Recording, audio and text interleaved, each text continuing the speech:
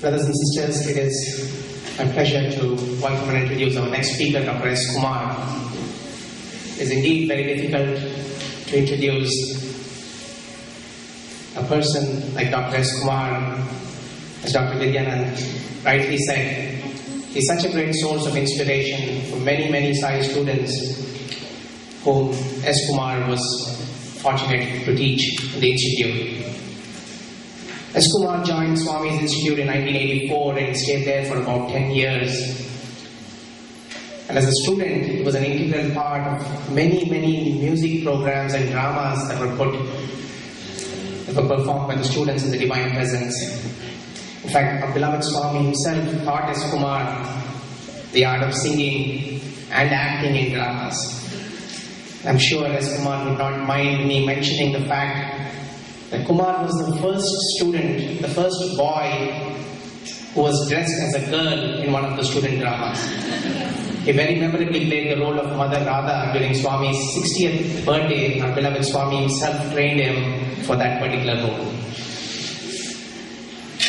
He continues to inspire students here in many alumni music programs organized in the United States thanks to his coordination. He very kindly has made it to our center here today. After his talk, the students will perform a musical offering, and for that they will be joined by two more former students, Brother Sriram Someshwara, whom many of us know, and Brother G.B. Shankar. So I request you to please join me in welcoming all these wonderful messages and getting for musical treat. Thank you.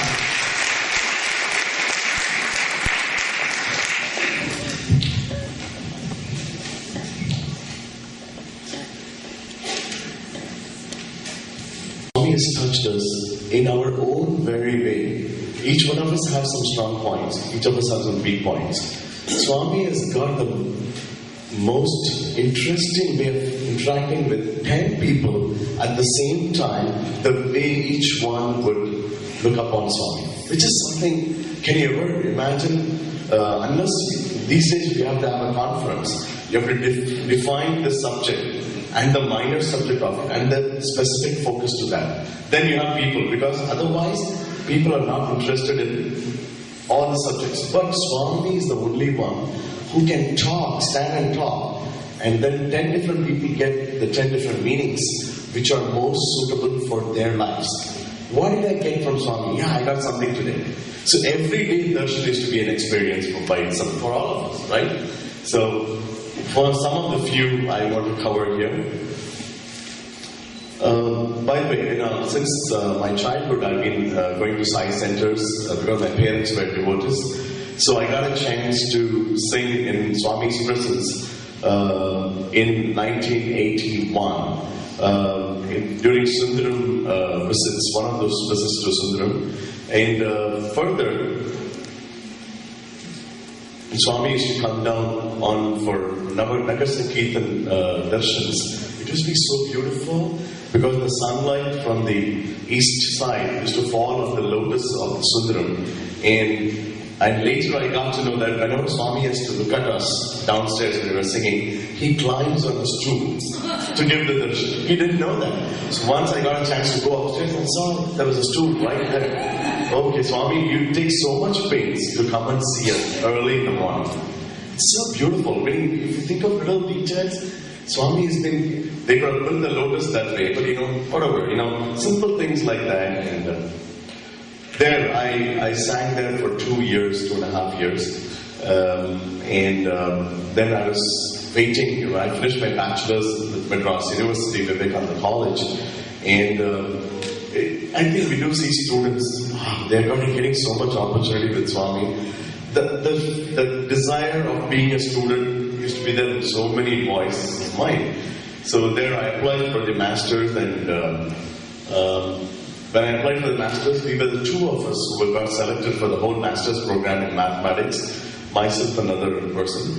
And that was when Swami was in Vrindavan. So he came back and met us in the hostel and told, he came here for, he came and said, I would like to see all the boys dance. Can you ever imagine the master's level students dancing in front of all the other kids who are here. And it was like really, you should see the kind of sizes and, everyone wants to dance because I can go near Swami, right? It's an opportunity. Why would I listen? I will do something by which I can go there. That is exactly the goal. I will do something by which I can be there. So that's how his attraction is. And that time he said, "Oh, I've seen you somewhere." And then, normally what happens in our mind? Oh, Swami is supposed to be omnipresent. Oh, he's going to start narrating some of those stories of mine being in the city, possibly, So I was like wondering, oh my God, is it going to be some kind of revelation of omnipresence? Swami, I don't want that. I've seen you somewhere. Second time he said. Then, Warden sits next to Swami and tells him, Swami, he's from Chennai. Oh, Chennai rowdy. Madras rowdy. Swami used to use this word. Madras. My fear is improving more and more now. Increasing. And Swami says, oh, okay. What's your father's name? Immediately. Why? Because what ends up happening is, that is where Swami is really. The moment he realizes that you're getting jittery about something, he will make you so comfortable as though he doesn't know a thing about you. And that is, do we have such humility? We are given the power of omnipresence. We would like to show off like hell. Right? I think the utmost humility is something which we have to learn. It is from Bhagavan. He will know everything and say, oh, what's your father's name? Now I'm kind of peaceful. Why did I say? I'm kind of very peaceful. And see, he combines, he asks, what's his father's name to Warden? He gets an opportunity to talk to so many people. So that's how he said. Then he said, oh, I've seen you singing in Sundaram. Swami said, that's a nice spot. That's a positive side of myself. Come on, speak more about it. But I was so happy and then went near Swami. Swami said at that time, so you're joining masters? Swami, yes, Swami. Who selected you? I just kept quiet. It is Swami who has selected you to join this college. It is Swami. That is when I felt so happy. It's like, obviously, there are just two of us in the class. So that's how we joined Bhakti Institution. On that side, on that very same day, I got an opportunity to ask Swami to sing in Mandir, and that's when I got an opportunity to sing. And I sang many bhajans. Let me check. I've been indisposed with fever and a lot of health problems, but hope you will bear with me this time. So. Daya karo he karuna nidhan sai tumho data daya karo. That was the first bhajan I sang, and then Swami gave me more opportunities to come to bhajan hall and said, oh, you're singing well. Swami will tell among all other bhajan boys. Because other bhajan boys are thinking, okay, Swami has to kind of recognize that, It's like a qualification, like your boss has to recognize. Oh, you're singing well. Swami will give encouragement purposely in front of all other senior singers of those days. And that way, it's just small things. Lord of the universe, does he have to bother about all this? You know why I'm narrating this today? Because I didn't know at that time that even little things like this Bhagavan had done, which matter a lot for the whole lifespan of one individual. We can make a difference to one individual for their life if we can recognize, like the kids perform. Just once, that's enough. It's a divine call, and he did that, and that's how I learned some bhajans from other senior singers and sang. Kalyana Krishna, Kamaniya Krishna, Kalingamadana Shri Krishna. In the Purachindra hall, as I was singing, Bhagavan opens the navy blue curtain, there's this orange robe, and he has a big throne in the copper sulphate, big throne you would have seen in all birthday and Guru Purnima. He goes directly not to the couch which he has, the silver couch. He just comes down, and I'm sitting and singing here, and he just comes off this way, and then sits next to me here like this, and starts listening when he has a throne. That was, I was amazed. I was absolutely amazed by the sense of divinity. That love cannot be digested. It is so much of a feeling that he comes down and sits face to face and starts enjoying. All have seen those beautiful sight where Swami closes his eyes and does like that, and then when he goes on oscillation mode, it's so beautiful. And that was what he's doing. And then I sang Pitambar Dhari Murari. The whole bhajan he sat down, and at the end he came and said, when I finished the bhajan, Chala Bhavani, so beautiful. That was the first time I sang this bhajan. I've never sung in my life. I learned it from Sona, who used to be the author of many bhajans. He used to be singing. After that, he stopped singing for whatever reason. But this bhajan, I learned it from him. I felt so attracted to this. And that's how my journey with Bhagwan in singing began, with so much of life. And sorry for being loud. It is not all that about, when you go join Swami's college, when you're from outside, well, as long as you act devoted. You can chant mantras, you can chant slokas, you can sing bhajans. Oh, this is a university where people keep doing only bhajans.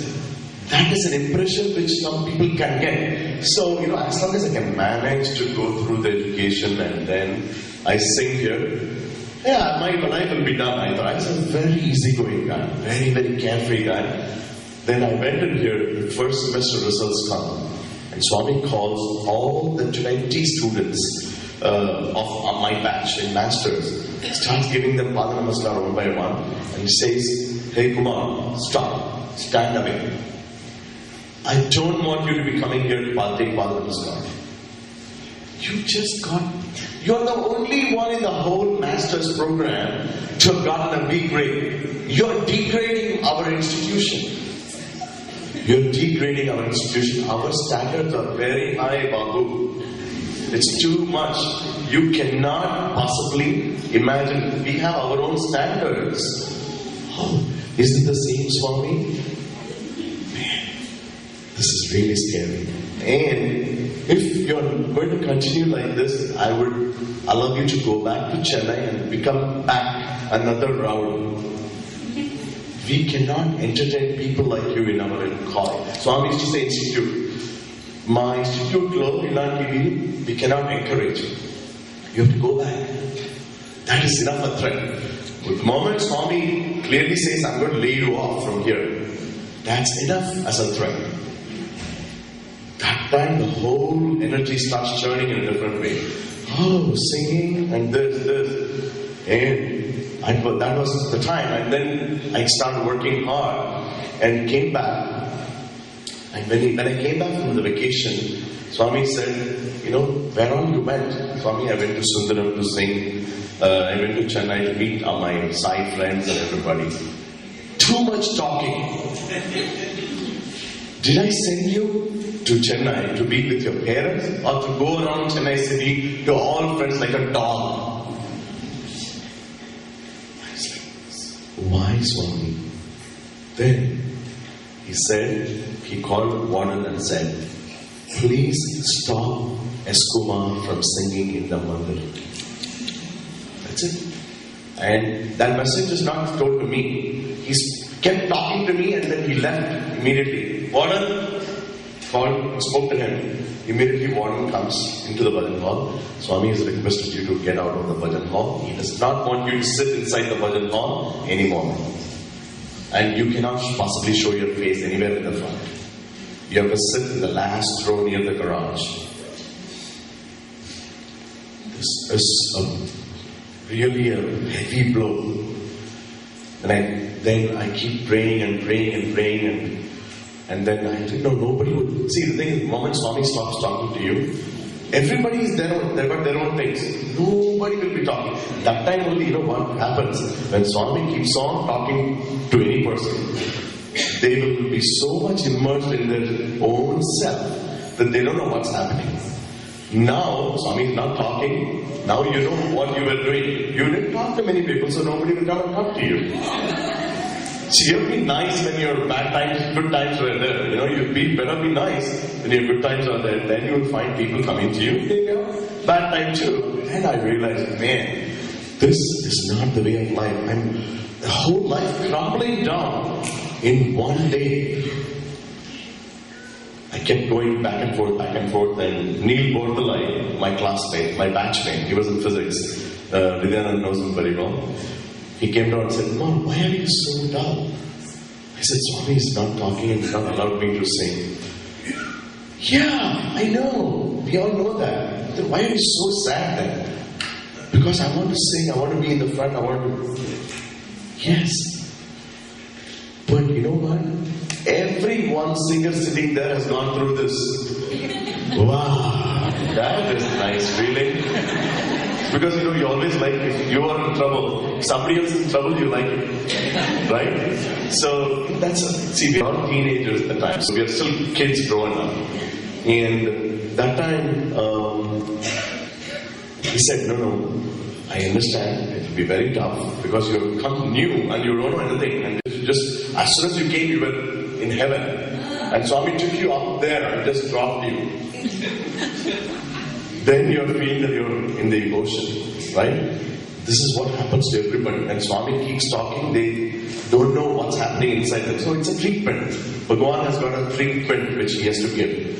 So he's giving you that. Don't worry, I've gone through that. Just write letter to Swami and pray to Swami that you will keep. And I went to Warren. Warren said no. Warren called me after 21 days. I don't know what that 21 days had. Every day I used to sit in the last row. If I sit somewhere, then Swami will just turn away and go there. It's not that we are important. We think that, wherever I sit, Swami doesn't come. Why do we think we are so important? Man, Bhagavan has got 100 things to do in 1 second. And he gets, okay, this side is okay. I have got something else to do with this side. So he'll be going there. Our imagination is so high that we think we are so important that Bhagavan doesn't come to our side. No. But that, incidentally, Bhagavan, that is when Bhagavan may be using his omniscience. He knows his route for everything. So then, one day, Warren called me and said, hey, you're not going to ask for forgiveness to Swami.